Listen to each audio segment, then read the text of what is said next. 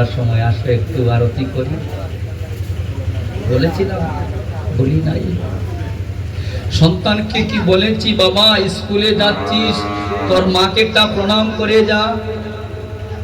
বলেছি? বলি নাই। তাহলে শিক্ষাটা কোথা থেকে আসবে? আমি দোষ দেব কার?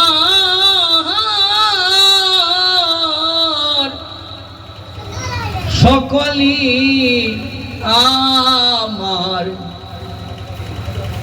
আমি নিজেও দোষের দোষী রে মন, আমি নিজেও দোষের দোষী। সংসার বুঝে মিথ্যার আশ্রয় দিলাম, পুত্র পরিজনের কাছে লাভের আশায় কত অন্যায়ের পথ নিজে গ্রহণ করলাম, কিন্তু এখন ক্ষমা প্রার্থনা হওয়ার জায়গায় নেই। আমার স্থানটা কোথায় হবে? যদি প্রতিদিন আমি ঠাকুরকে ডাকতাম, ঠাকুরকে ভজন করতাম, তাহলে আমারও স্থান হতো গোবিন্দের চরণে। আমি দোষ দিব কার? সকলই আমার। আমি নিজেও দোষের দোষী রে মন, আমি নিজেও দোষের দোষী। আমার স্থান কোথায় হবে শোনো। মনে তোমার লাগি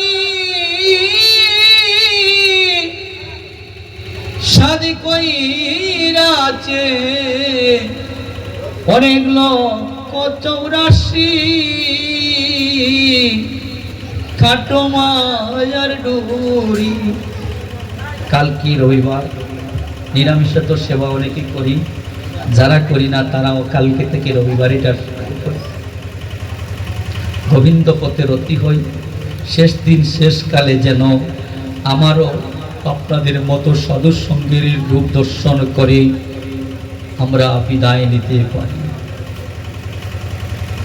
কারণ হচ্ছে কি জানেন? একমাত্র গোবিন্দ ছাড়া। 1 মাস বিছানায় বসে পড়ে দেখুন তাকে কে ভালোবাসে।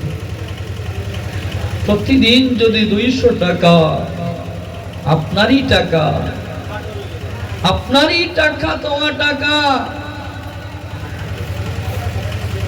আপনারই সঞ্চিত টাকা আপনার কাজে ব্যয় করতে অনেকেরই কষ্ট লাগবে। এখন আর সেটা আপনার নয়। আপনার হাতে তো দিন চাবি ছিল, ওই টাকাটার হিসাবই আপনার ছিল। এখন সেই টাকা থেকে খরচ করতে গেলে সংসারের সবার কষ্ট।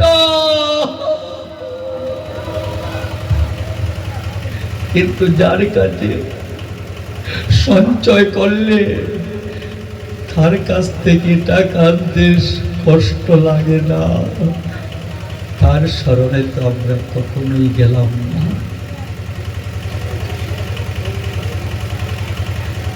শুধু সজ্জন মন্ডলী, পাঠাংশে আমার অনেক ত্রুটি বিচ্যুতি হতে পারে, কৃপা করে মার্জনা করবেন। কি বা জানি, কি বা বুঝি, আপনারা ভালোবেসে কৃপা করে আমাকে এই স্থানে দান করেছেন বলে বসেছি। দূরের মানুষ যদি কোনো অন্যায় করে বাড়িতে এসে তাকে ক্ষমা করে দেওয়া হয়। দূর থেকে এসেছি, ভুল ভ্রান্তি হলে নিজ গুণে ক্ষমা করবেন। আমি একটা আলোচনাই করে সমাপ্তি টেনে আনছি। আমার কর্মকর্তা একটু 20 মিনিট সময়টা বাড়িয়ে দিয়েছেন, আমি 10 মিনিট নয় 10 মিনিটের মধ্যে পাঠের সমাপ্তি টেনে আনছি। শুধু বলতে চাচ্ছি যে গৃহ গীতা, গীতা যে আমাদের কি জিনিস। কুরুক্ষেত্র রণাঙ্গনের যুদ্ধ যখন একবারে মুখোমুখি ছিল, বারবার ওই পিতার কথা চলে আসে। আমার বাবার কথা ছাড়া আমি কখনো কীর্তন রাখতাম না। আমি কীর্তন রাখি মাঝে মধ্যে। এই বছরে একটু বেশি প্রোগ্রাম হয়েছে।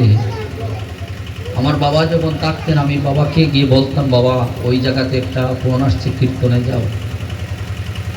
আমার বিশ্বাস ছিল বাবার আশীর্বাদ থাকবে। এখন দুঃখ বলার জায়গা নেই। দুঃখ যদি বলতে যান গোবিন্দ চরণ ছাড়া আর বলবেন না।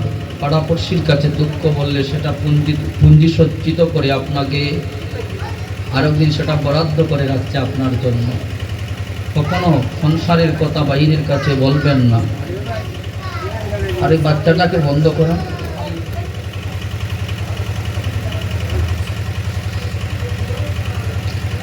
গীতা হচ্ছে ভগবান শ্রীকৃষ্ণের মুখস্থিত বাণী। কিভাবে কুরুক্ষেত্র রণাঙ্গনের যুদ্ধ যখন একবারে মুখোমুখি, তখন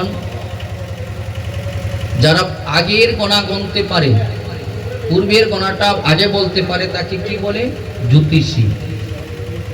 বিশ্বের মধ্যে সবচেয়ে বড় জ্যোতিষী হলেন জৈমিনী ঋষি।